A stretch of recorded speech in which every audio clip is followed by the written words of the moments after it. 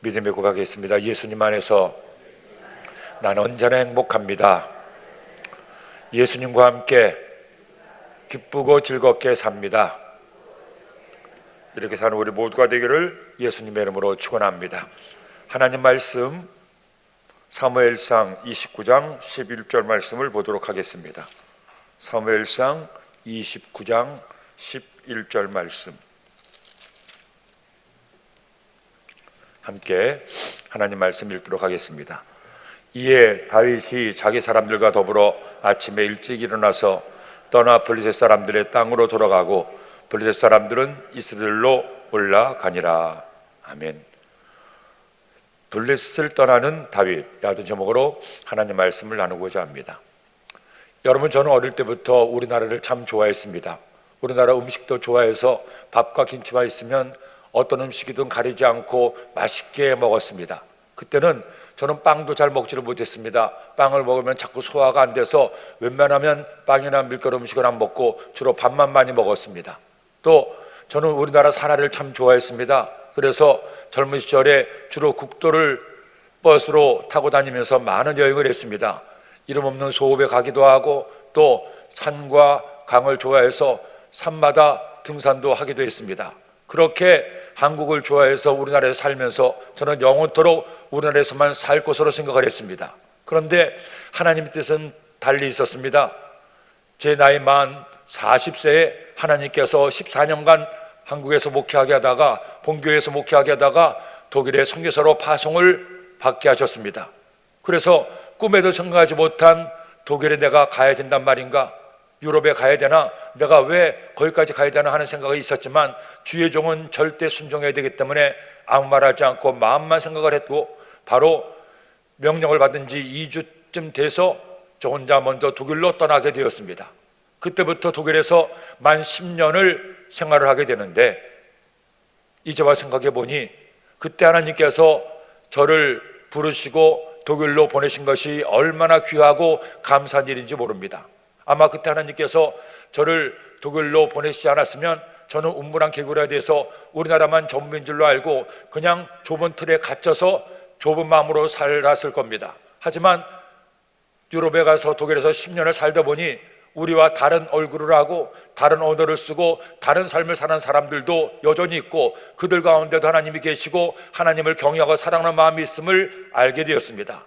2000년 기독교 역사 가운데 유럽 교회가 어떻게 침몰해가고 있고 우리 한국 교회가 그것을 반면교사로 삼아서 어떻게 될 것도 많이 나름대로 생각을 하게 되었습니다. 더 감사한 것은 그렇게 성령 역사가 떠났다는 유럽에서 하나님 은혜로 교회가 부흥되고 성장하는 모습을 보면서 하나님의 성령께서 일하시면 어디든 부흥 못할 곳이 없고 하나님 은혜가 임할 수가 있구나 하는 큰 감동과 감격의 현장에 있었던 것이 얼마나 감사한지 모릅니다. 이사야서 55장 8절 9절 말씀 보면 이런 말씀이 나옵니다. 이는 내 생각이 너희의 생각과 다르며 내 길은 너희의 길과 다름이라. 야훼의 말씀이니라. 이는 하늘이 땅보다 높음 같이 내 길은 너희의 길보다 높으며 내 생각은 너희의 생각보다 높음이니라. 저의 지난 삶을 돌이켜보면 이 말씀이 정말 딱 합당한 말씀이다 하는 생각을 하게 됩니다. 나의 생각이 있고 하나님의 생각이 있습니다. 나의 뜻이 있고 하나님의 뜻이 있고 나의 길이 있고 하나님의 길이 있는데 아무리 우리가 똑똑하다 한들 우리가 많이 배웠고 많은 경험이 있다 한들 하나님께 비할 수가 있겠습니까? 사람이 마음으로 그 길을 계획하더라도 걸음을 인도하시는 자는 야훼 하나님이신데 결국 우리네 그리스도인들의 삶의 모든 걸음은 하나님께서 인도하십니다. 그러니 때로는 어려움도 만나고 고난도 만나고 내가 원치 않은 일을 겪을 때도 있지만 여러분 그때 낙심하거나 염려할 필요가 없습니다.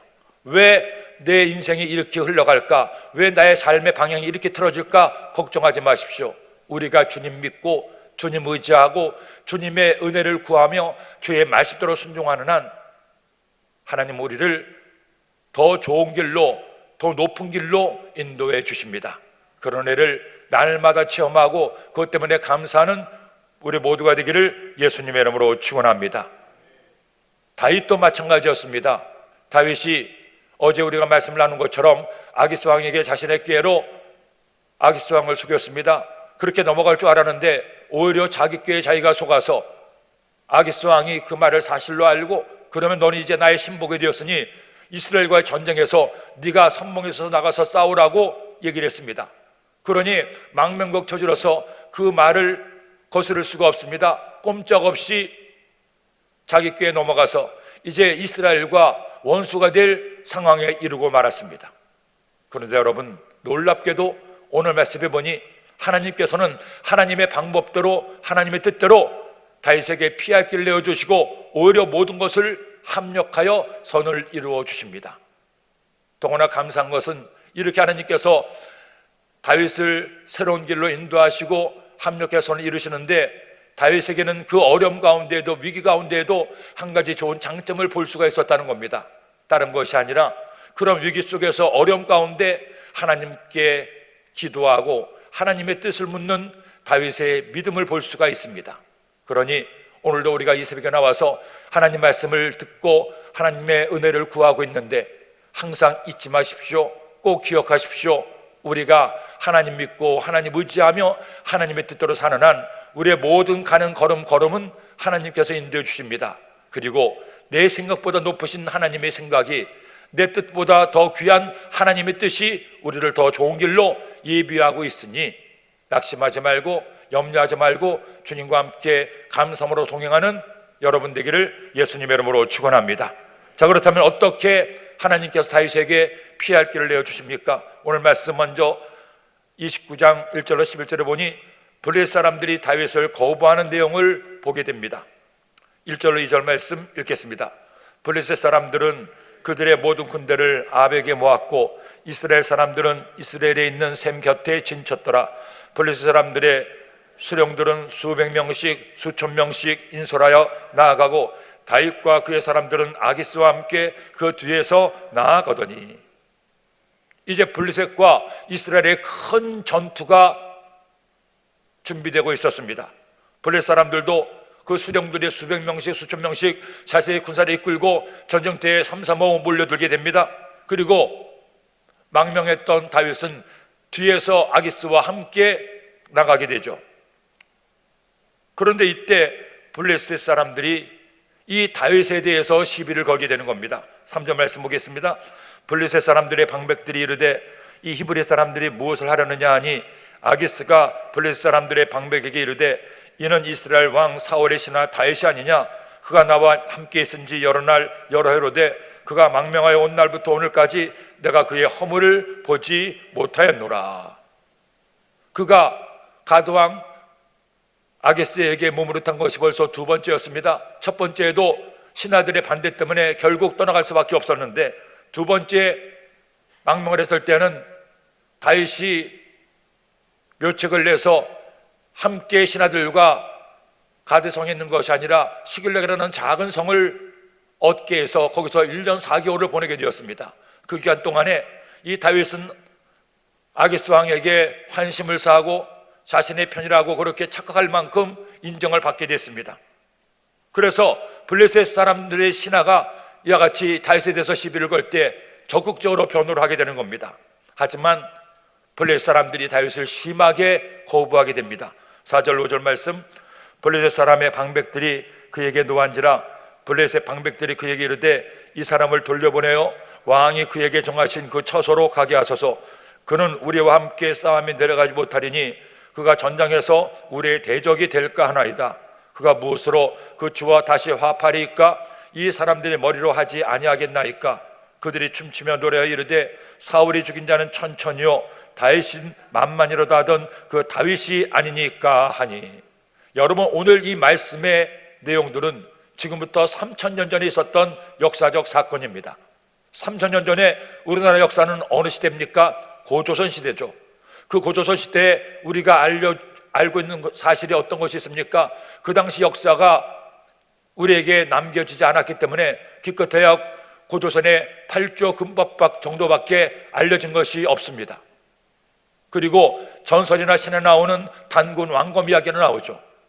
그 오랜 3000년 전에 이미 하나님께서는 이 성경 말씀을 통해서 이스라엘의 역사를 통해서 다윗이 어떤 일을 했는지를 말씀하고 있습니다. 그때만 해도 강력한 왕정 국가가 아니었기 때문에 또 블레셋도 수많은 도시국가들이 모여서 연합 국가를 이루고 있었습니다. 그렇기 때문에 왕이라고 해서 아기스가 마음대로 할 수가 없었습니다. 방백들의 극렬한 반대를 받자 결국 아기스도 자기 뜻을 굽히게 됩니다.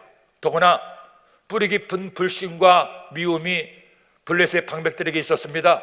왜냐하면 바로 그 다윗이 죽인 골리앗이 가드 사람이었기 때문입니다. 자신의 역사에서 길이 남을 만한 맹장이요 용장이었던 거인이었던 골리앗을 죽인 원수가 다윗인데 그 다윗이 계속해서 자기들 앞에 얼쩡거리니까 마음에 안 드는 거죠. 결국 이렇게 블레셋 방백들이 다윗을 미워하는데 이 모든 미움조차도 하나님의 뜻 가운데 있게 되었다는 겁니다.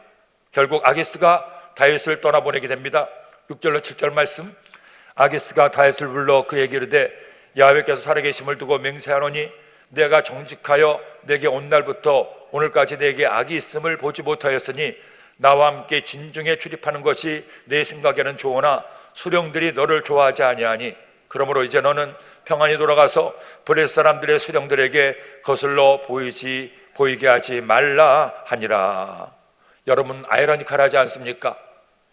이스라엘의 왕은 사울은 다윗을 미워해서 죽이려고 하고 수없이 다윗을 해치려고 합니다. 하지만 적국이었던 블레셋의 아기스 왕은 이렇처럼 그를 인정하고 그를 보호하고 그를 지켜주려고 하죠. 하나님은 다윗이 죄기에 속아 넘어가면서 위기를 만났지만 블레셋 사람들을 통해서 오히려 다윗을 이처럼 구원하시게 됩니다. 이렇게 되자 처음에는 또 다윗이 거부를 합니다. 그 내용이 8절 10절 말씀에 나옵니다. 읽겠습니다. 다윗이 아기스에게 이르되 내가 무엇을 하였나이까?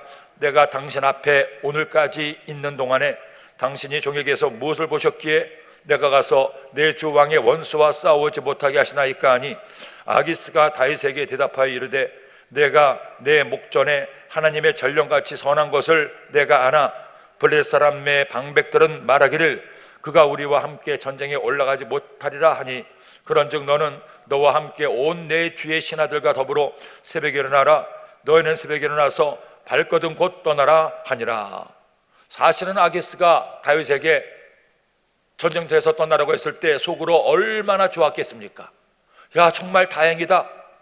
내가 우리 민족과 더불어 싸우지 않아도 되는구나. 여기서 내가 또 이렇게 빠져나가는구나. 굉장히 좋아했을 텐데 다윗 역시 많은 인생의 경험을 한지라 바로 그렇게 반응하지 않습니다. 처음에는 지혜롭게 거부 의사를 보이게 되는 거죠. 내가 당신을 도와서 싸우지 못할 이유가 뭡니까? 나를 보내지 마십시오 하고 얘기를 하니까 오히려 아기스가 다윗을 달래서 제발 가라고 얘기하는 겁니다. 여러분, 우리가 예수님 믿으면서 하나님의 자녀가 되었을 때 살다 보면 이런저런 일들을 많이 만나게 되죠. 어느 때는 억울한 일도 당하고 어느 때는 시시비비를 따져야 될 일들도 있습니다. 어떤 성도님이 저에게 목사님 이런 송사의 문제가 걸렸는데 제가 그냥 포기하고 내려놓아야 되겠습니까? 아니면 이 문제를 해결하기 위해서 송사를 해야 되겠습니까? 그때 제가 그분께 했던 말씀이 있습니다. 집사님, 마태복음 10장 16절에 예수님께서 하신 말씀이 있습니다. 너희는 뱀같이 지혜롭고 비둘기같이 순결하라. 우리가 비둘기처럼 순결한 삶을 살고 하나님께서 기뻐하시는 삶을 살아야 되지만 때로는 살다 보면 뱀같이 지혜로울 때도 필요합니다. 그러니 하나님 기도하며 시시비비를 따질 것을 따지고 그리고 이 모든 것이 하나님의 공의가 이루어질 수 있도록 기도하면서 하십시오 하고 거면했던 적이 있습니다. 이 다윗도 어릴 때는 양치는 목동에 불과했지만 그리고 순수한 마음으로 열심히 왕을 위해 싸웠지만 돌아온 것은 사울왕의 미움이었고 많은 사람들이 그를 원수로 여기고 그를 시기하고 질투해서 수많은 환난과 고초를 겪었습니다. 그런 고난을 겪은 끝에 마침내 어떻게 처서해야 되고 어떻게 반응해야 되고 어떻게 문제를 풀어나가야 될지 삶의 지혜를 하나하나 터득하게 된 것입니다. 그런 지혜를 가지고 이렇게 아기스 왕에게 오히려 자신이 가지 않겠다고 거부세를 밝혀서 더 아기스가 다윗을 떠나보려게 하는 빌미를 얻게 한다는 것이죠. 우리가 살면서 이런 때로는 이런 지혜도 필요하다는 겁니다. 저 유명한 한신의 고사가 있죠. 중국의 한 나라를 통일시킨 한고조 유방이 있습니다.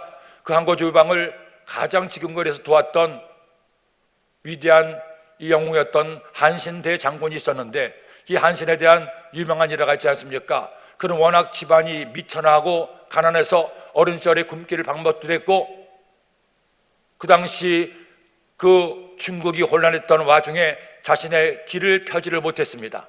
그래서 동네에서 그냥 그렇게 아무것도 아닌 모습으로 살아가고 있는데, 거기에 불안당들이 한 번은 그 시장 바닥에서 이 한신을 모욕을 합니다.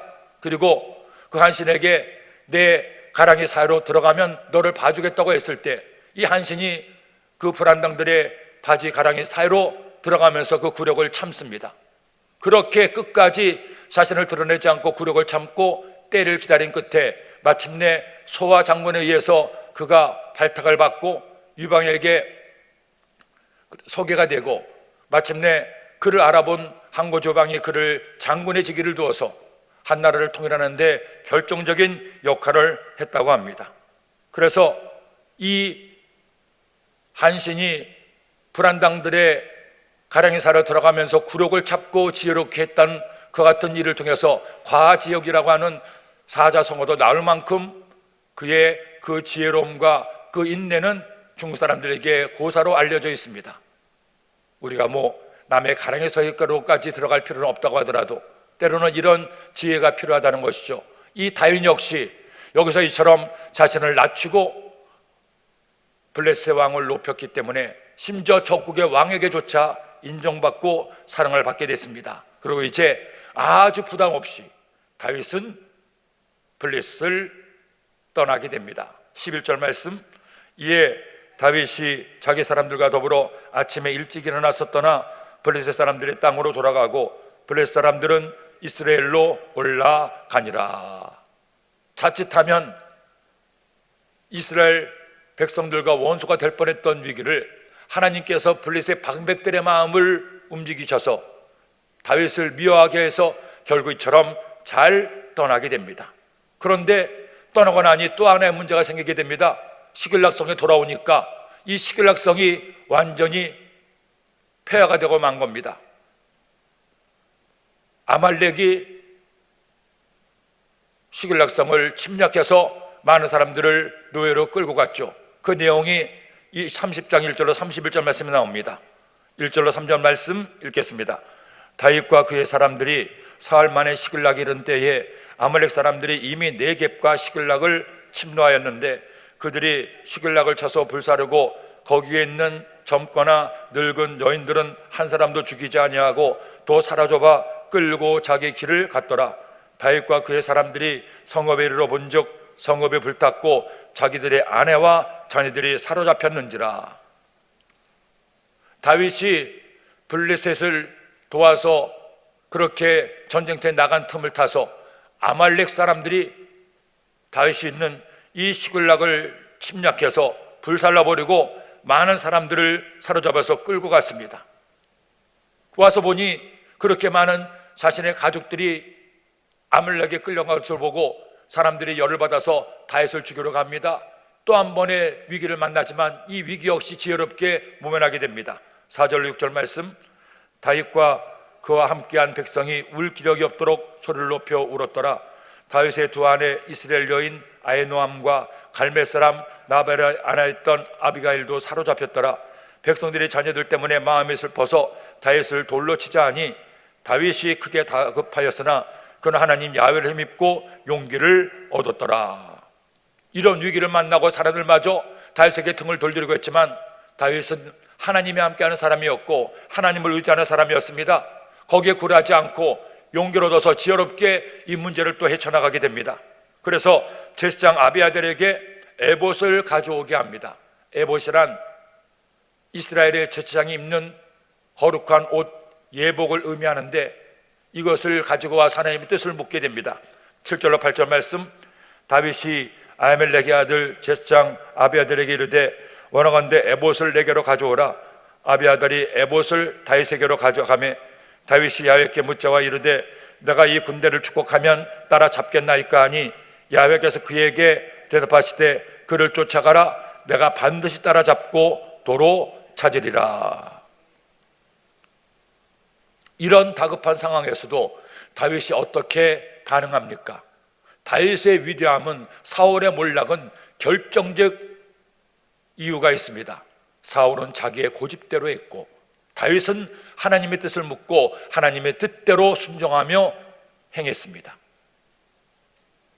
이 급한 와중에도 다윗은 서둘러서 추격하고 사로잡힌 사람들을 잡으려 데리고 오려고 하지 않았습니다. 먼저 하나님의 뜻을 묻습니다. 이 모든 과정에도 하나님의 뜻이 있겠지. 그래서 에봇을 가져와서 하나님의 뜻을 묻는 다윗의 모습. 아무리 급해도 먼저 하나님의 뜻을 묻고 하나님께 기도하며 일하는 다윗. 데살로니가전서 5장 16절 18절 말씀에 항상 기뻐하라, 쉬지 말고 기도하라, 범사에 감사하라, 이는 그리스도 예수 안에서 너를 향하신 하나님의 뜻이냐고 바울이 우리에게 권면하고 있습니다. 빌립보서 4장 6절 말씀에도 아무것도 염려하지 말고 다만 모든 일에 너희 구할 것을 감사함으로 하나님께 아뢰라 하고 말씀하고 있습니다. 우리가 살아갈 동안에 원치 않은 어려움도 만나고 문제도 만나게 되죠. 그때 우리가 꼭 해야 될 일이 뭡니까? 하나님께 나와 하나님께 무릎 꿇고 하나님의 뜻을 구하는 겁니다. 하나님의 뜻을 구해야 됩니다. 내 뜻, 내 생각, 내 판단대로 해서는 하나님이 기뻐하지 않습니다. 하지만 우리가 하나님의 뜻을 묻고 하나님께 기도하며 일을 해나갈 때 하나님은 우리의 가는 길을 아름답게 이끌어 주십니다. 항상 기뻐하라, 쉬지 말고 기도하라. 처음에는 이 말씀을 묵상하면서 어떻게 쉬지 않고 기도할 수가 있단 말인가 하는 생각을 했는데, 제가 저희 어머님을 보니까 저 어머님도 항상 그렇게 평소 때에도 하나님 감사합니다, 하나님 감사합니다 그렇게 입으로 말씀을 하시고, 뭐 크고 작은 일을 할 때에도 항상 하나님께 하나님 어떻게 할까요? 그렇게 습관이 되면서 하나님의 뜻을 구하는 모습을 보면서 야, 저게 항상 쉬지 말고 기도하는 모습이 아닐까 하는 생각을 하게 됩니다. 우리가 매일매일 살아간다는 것은 매일매일 내가 해야 될 일을 선택한다는 것입니다. 나의 선택이 나의 인생을 만듭니다. 그 모든 선택의 순간순간마다 내 뜻과 내 생각으로 선택하지 말고 하나님께 기도하고 하나님 뜻을 물어서 선택한다면 하나님이 얼마나 기뻐하시겠습니까? 그런 여러분 사는 과정 가운데 그와 작은 일들을 만날 때마다 하나님의 뜻을 구하고 기도함으로 결정하는 여러분 되시기를 예수님의 이름으로 축원합니다. 이렇게 하나님의 뜻을 물으니 하나님께서 말씀합니다. 그를 쫓아가라. 내가 반드시 도로 찾게 될 것이다. 이 하나님 말씀을 받아서 이제 600명의 군사와 함께 아말렉을 추격하게 됩니다. 9절로 10절 말씀, 이에 다윗과 또 그와 함께한 600명이 가서 부솔시내에 이르러 뒤떨어진 자를 거기 머물게 했을 때 곧 피곤하여 부솔시내를 건너지 못하는 200명을 머물게 했고 다윗은 400명을 거느리고 쫓아가니라. 어느덧 새가 불어나 600명의 군사를 이루고 있었는데 부솔시내에서 너무나 지친 200명은 내려놓고 400명을 데리고 계속 쫓아가게 됩니다. 그렇게 가는데 가다 보니 하나님께서 예비하신 한 소년을 만납니다. 아말렉의 종이었던 애굽 소년이죠. 11절로 13절까지 말씀만 읽겠습니다. 무리가 들에서 애굽 사람 하나를 만나 그를 다윗에게로 데려다가 떡을 주어 먹게 하며 물을 마시게 하고 그에게 무화과 뭉치에서 뗀 덩이 하나와 건포도 2송이를 주었으니 그가 밤낮 사흘 동안 떡도 먹지 못하였고 물도 마시지 못하였음이니라. 그가 먹고 정신을 차리매 다윗이 그에게 이르되 너는 누구에게 속하였으며 어디에서 왔느냐 하니 그가 이르되 나는 애굽 소년이요 아말렉 사람의 종이더니 사흘 전에 병이 들매 주인이 나를 버렸나이다. 계속 읽읍시다. 14절 말씀, 우리가 그렛 사람의 남방과 유다에 속한 지방과 갈렙 남방을 침노하고 시글락을 불살랐나이다. 다윗이 그에게 이르되 내가 나를 그 군대로 인도하겠느냐 하니 그가 이르되 당신이 나를 죽이지도 아니하고 내 주인의 수중에 넘기지도 아니하겠다고 하나님의 이름으로 내게 맹세하셔서 그러면 내가 다윗을 당신을 그 군대로 인도하리라 하니라. 병에 걸려 죽게 된 애굽 소년을 아말렉 사람이 버렸습니다. 헌데 그 소년이 다윗을 만났죠. 다윗이 자초정을 알아보니 이 소년은 아말렉 사람들이 가는 길을 다 알고 있습니다. 그래서 그 소년을 자기의 편으로 끌어들이게 되는 것이죠. 결국 이를 통해서 아말렉과의 전투에서 결정적인 정보를 얻게 되고 여기서 극적인 승리를 거두는 발판을 얻게 됩니다. 이것이 다윗이 하나님과 함께 했을 때, 하나님의 말씀 따라 순종했을 때 이루게 된 그 하나님의 응답의 단초가 되는 겁니다. 그때로 해서 이제 다윗이 아말렉을 치고 모든 것을 되찾게 됩니다. 16절로 20절 말씀 읽겠습니다. 그가 다윗을 인도하여 내려가니 그들이 온 땅이 편만하여 블레셋 사람들의 땅과 유다 땅에서 크게 약탈하였으므로 말미암아 먹고 마시며 춤추는지라. 다윗이 새벽부터 이튿날 저물 때까지 그들을 치매 낙타를 타고 도망한 소년 400명 외에는 피한 사람이 없었더라.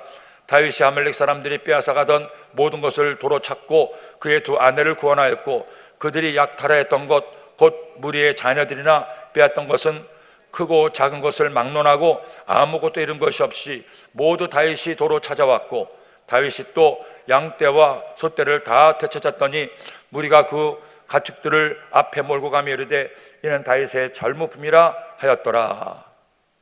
아말렉 사람들이 시글락을 쳐서 수많은 노예를 잡아 끌어오고 양떼와 소떼를 끌고 오면서 승리에 취했습니다. 그래서 그들이 먹고 마시며 춤추고 있는데 애굽 소년의 인도를 받아서 따라간 다윗이 기습 공격을 해서 대승을 거두게 됩니다.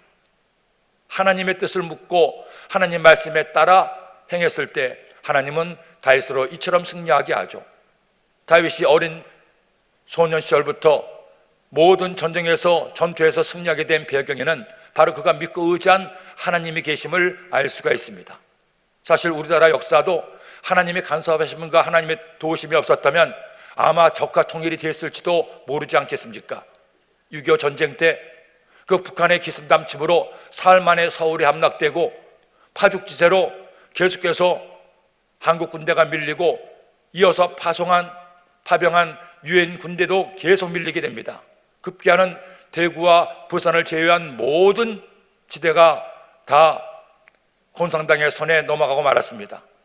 그래서 그 당시 다부동 전투를 위시해서 철의 삼각지대의 그 좁은 지역만 대놓고 수세에 몰려서 이제 8.15는 부산에서 하겠다는 김일성의 호언장담마저 있었습니다.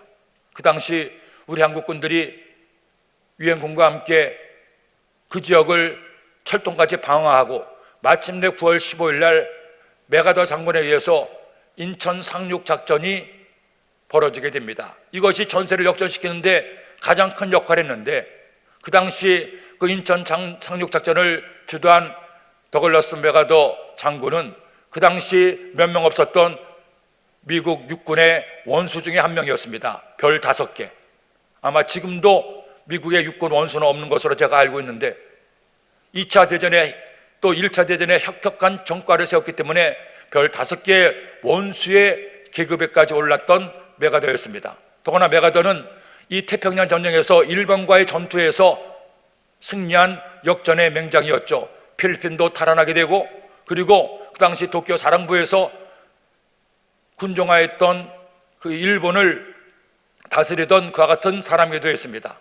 그 메가더가 수많은 사람들의 반대를 무릅쓰고 인천 상륙 작전을 하게 됩니다. 그리고 이것을 북한 공산군이 모르게 하기 위해서 군산이나 기타 다른 지역을 위장해서 시선을 분산시키고 마침내 곧 이 조수 간만의 차이가 가장 심하다는 인천의 허를 찔러서 상륙작전을 벌이게 됩니다. 그를 통해서 우리나라가 이와 같이 지금 휴전선두로만 유지되고 있는 것이 아니겠습니까? 그때 수많은 우리 한국의 그리스도인들이 하나님 앞에 기도했습니다. 하나님, 우리 대한민국이 공산당 치하에 들어가지 않게 해달라고 하나님께 눈물로 기도했던 그 기도가 하늘 보좌에 상달되고 그런 승리로 돌아오게 된 것입니다. 저는 아무리 봐도 우리나라 역사를 가만히 보면 하나님께서 간섭하신다는 생각을 지울 수가 없습니다. 또 당연히 그러겠죠. 왜? 역사의 주관자는 하나님이시기 때문에. 지금도 우리나라가 이런저런 어려움이 있고 100년 전 구한말과 비슷한 외세의 어려움을 겪고 있다, 이런 얘기를 많이 하고 있습니다. 하지만 그때와 지금과 다른 것은 지금은 1200만 그리스도인들이 있고 그들의 기도가 있기 때문에 하나님께서 우리나라를 지켜줄 줄로 믿습니다. 그러니까 여러분, 뉴스 보시고 너무 노심초사하거나 열받지 마시고 다 잘 될 거야. 하나님께서 간섭하시는데 목사님 어떻게 해요? 어떻게 하긴요? 하나님께서 알아서 하시는데, 그렇게 마음 먹고 편하게 주님께 기도해서 우리나라가 다시 회복되고 잘 되는 모습을 보는 우리 모두가 되기를 예수님의 이름으로 축원합니다. 이렇게 승리하고 난 다음에 다윗은 전쟁에 동참하지 못한 200명도 함께 전리품을 나눠주게 됩니다. 아까 그 시내를 건너면서 너무나 피곤해서 함께하지 못한 200명이 있습니다. 근데 큰 승리를 거두고 전리품을 가져오게 되니까 일단의 사람들이 다윗에게 말하는 겁니다. 우리 400명은 직접 전투에 나가 싸웠으니 우리가 전리품을 받는 것은 마땅하지만 그들은 함께 전쟁에 나서지 않지 않았습니까? 그러니 그들에겐 줄 것이 없는 것이 아닙니까? 그때 다윗이 그 의견에 대해서 어떻게 반응합니까? 23절에 보니까 이런 말씀이 나옵니다. 다윗이 이르되 나의 형제들아, 야훼께서 우리를 보호하시고 우리를 치러 온 그 군대를 우리 손에 넘기셨은즉 그가 우리에게 주신 것을 너희가 이같이 못하리라. 이 일에 누가 너희에게 듣겠느냐? 전쟁에 내려갔던 자의 분깃이나 소멸 곁에 머물렀던 자의 분깃이 동일할지니 같이 분배할 것이니라 하고, 그날부터 다윗이 이것으로 이스라엘의 율례와 규례를 삼았더니 오늘까지 이르니라. 그들도 함께 전투에 참여하려고 했지만 너무나 기질해서 함께하지 못했으니 그들도 우리와 수고한 것이 같다. 함께 똑같이 나누자. 이렇게 약한 자를 배려하는 다윗의 착하고 선한 마음, 이것을 하나님이 기뻐하셨다는 것이죠. 그는 이 승리가 인간의 승리가 아니라, 사람의 승리가 아니라 하나님께서 주신 승리임을 알고 하나님께서 승리하게 했으니 이 전리품도 함께 공정하게 나누는 것이 마땅하다고 얘기하게 됩니다. 그러니까 여러분, 이 다윗이 하나님께 인정받고 복을 받는 이유들이 이 말씀을 통해서 계속 하나하나 나오게 되는데, 그 중 하나가 제가 몇 번 말씀을 드린 것처럼 다윗의 착한 마음입니다. 선한 마음입니다. 그러니까 사람은 마음을 착하게 먹고 선하게 살아야 됩니다.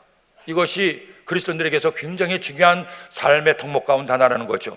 심지어 유다 장로들에게도 전리품을 보내는 다윗의 너그러운 넉넉한 성품을 볼 수가 있습니다. 내가 다 가지려고 움키려 주는 것이 아니라 베풀고 나누는 선한 마음을 하나님께서 기뻐하신 것입니다. 우리도 오늘 하루를 살아갈 동안에, 매일매일 살아갈 동안에 이 다윗을 본받아서 하나님께 뜻을 묻고 하나님께 기도하며 하나님이 기뻐하시는 선하고 착한 삶을 살게 되기를 예수님의 이름으로 축원합니다. 기도드립니다. 하나님 아버지, 감사합니다. 오늘도 다윗의 삶을 통해서 하나님 은혜를 얻게 하시니 감사합니다.